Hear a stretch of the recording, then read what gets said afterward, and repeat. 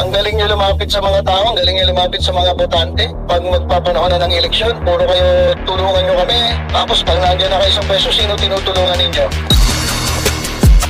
Mga maiinit na usaping politika, hihimayin at masusing tatalakayin. Wala ba kaming maririnig sa inyo na na para sa bayan naman, puro sarili, pero kami mga tao, hindi nyo tinutulungan, yung mahihirap, hindi nyo tinutulungan. Walang iya naman. Mga issue sa mundo ng showbiz, kikilatisin, kichikahin. Nang nag-iisang Batang Manilenyo, sino pa nga ba? Kundi si Batang Maynila Toits.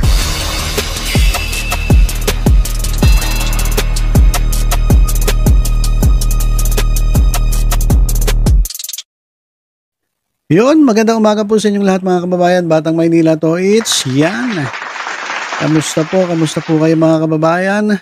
Pakinggan natin itong exclusive interview ni Harry Roque, itong vlogger. Sa totoo lang kasi mga kababayan, hindi na attorney tingin ko rito vlogger na to DDS vlogger na to Kasi ba lang pag nagsasalita to, hindi ko na nakikita yung pagiging abogado sa totoo lang Nakikita ko rito, parang si Banat Bay lang si Jay Guevara, mga kababayan. Nakikita ko rito Kasi pag nagsisigaw doon sa kanilang mga rally, talagang grabe. BBM! BM! Sigaw-sigaw na ganon.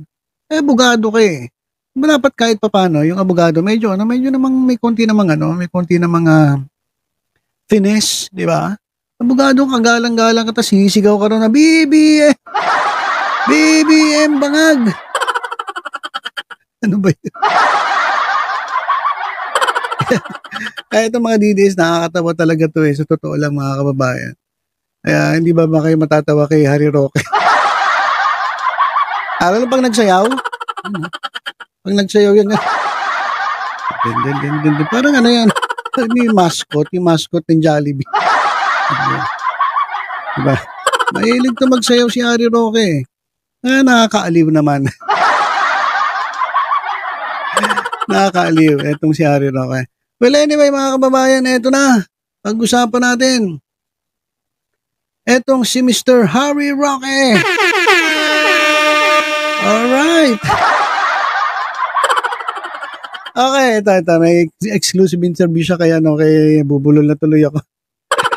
Exclusive interview dito kay Jonathan Morales, ex-PDEA agent na ubod ng sinungaling.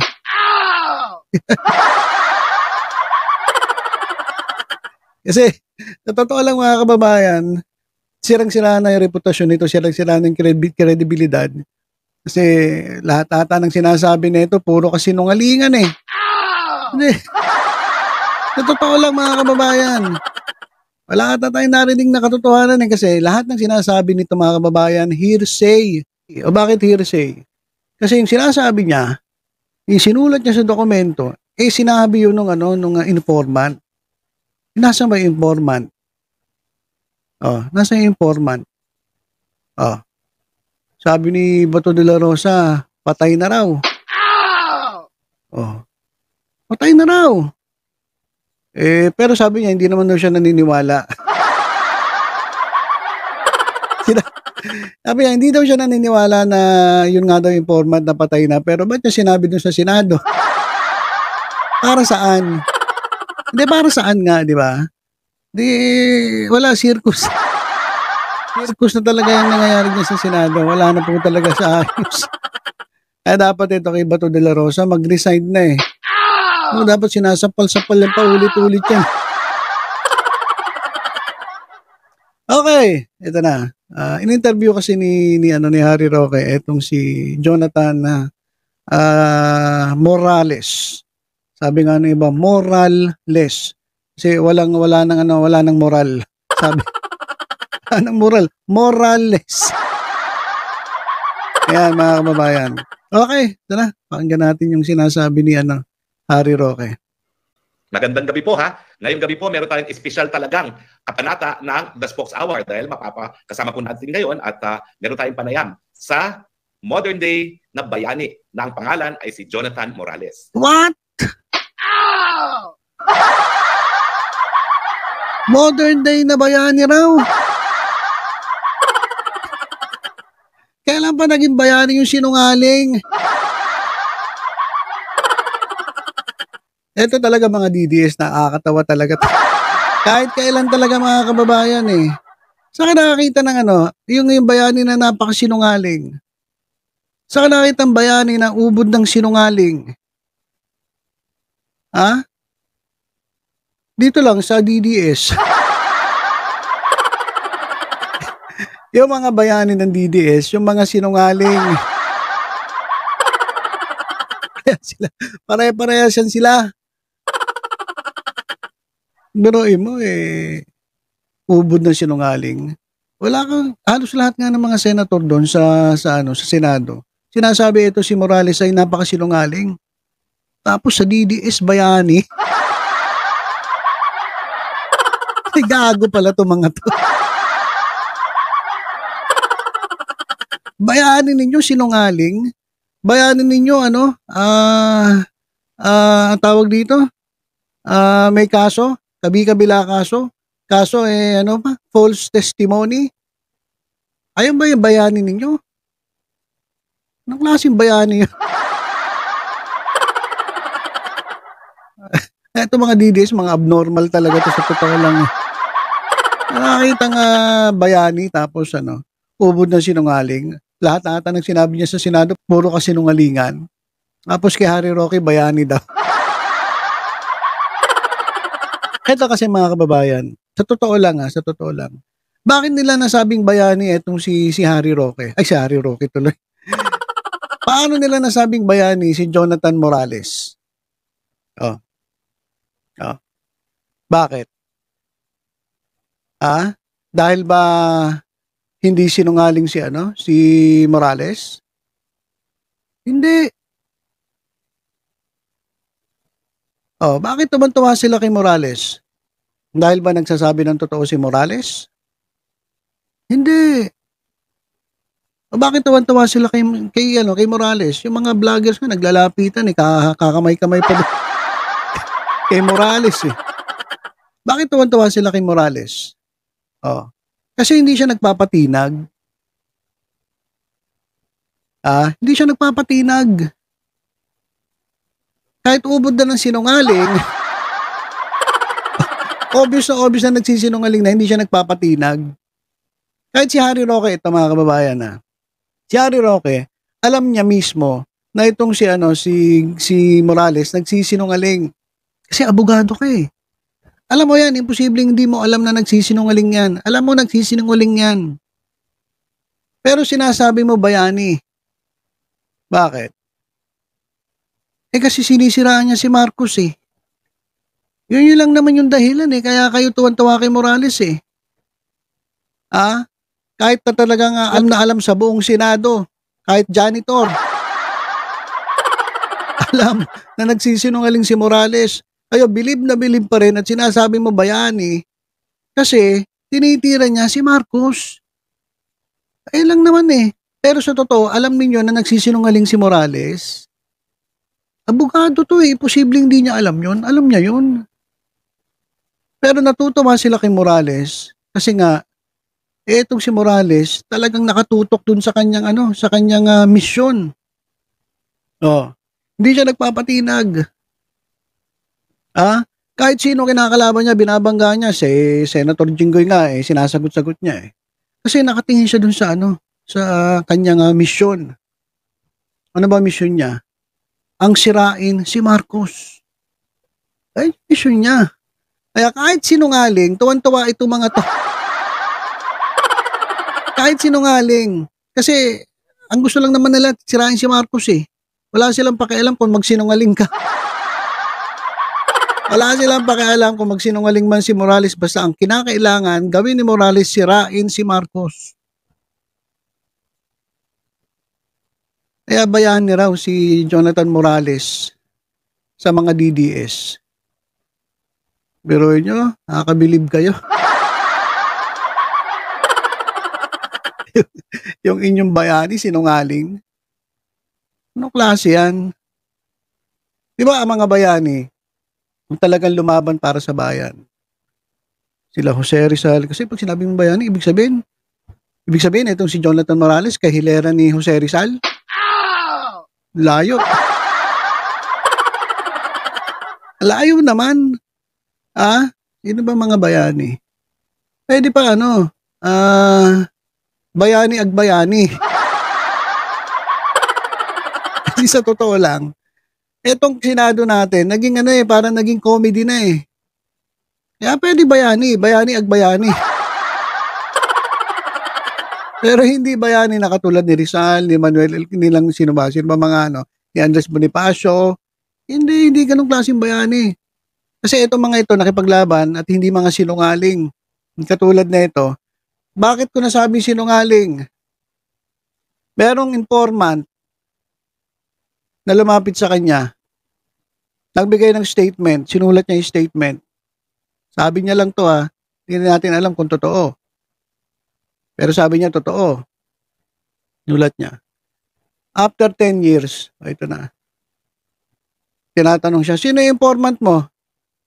Hindi ko po maalala eh.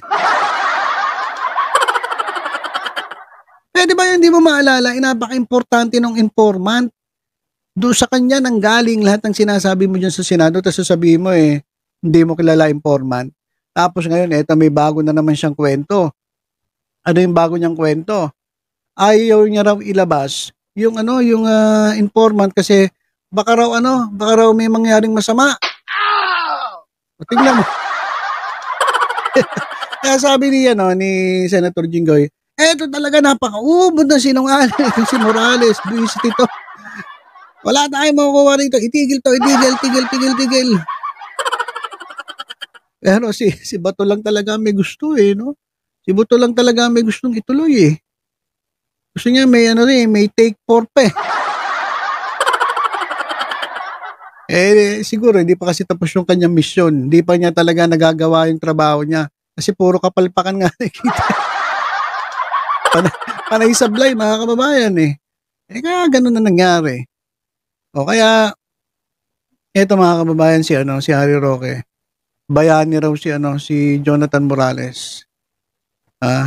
Ito rin, ewan ko, abogado ba to? Pero naintindihan ko siya. Kasi kahit alam niya nagsisinungaling, bayani sa kanila kasi nakatutok talaga. Bilib na bilib sila dito kay Morales kasi kahit anong ginagawa ng mga nasa paligid niya, talaga nakatutok siya dun sa kanyang misyon. Sirain si Marcos. Ayun yun. Napalakpakan natin ito. Grabe. Grabe yung kanyang pagsisinungaling. Alright, so yun lang. Ay lang naman gusto kong tukuyin dito sa ating video na to. Dito sa ating content na ito. Na etong si Jonathan Morales, na yan po sa Senado, tingin po na lahat ng mga tao dyan sa Senado ay sinungaling. Para sa mga DDS, siya po ay isang bayani. Grabe talaga itong mga DDS. Kakaiba po talaga kaisipan nila mga kababayan no? Tingnan mo, sino pa mga bayani nila? Si Bantag. Bayan na rin si Bantag. Sino pa? Si Tebes. Ay, mga bayani nila Sino pa? Meron ba isa? Si Kibuloy. Hindi nyo napansin? Hindi nyo napansin yung mga yung mga bayani nila? Yung mga bayani nila na kung hindi kriminal, wanted, tapos ito yung pinakahuling bayani nila. Mga bayani ng DDS talaga.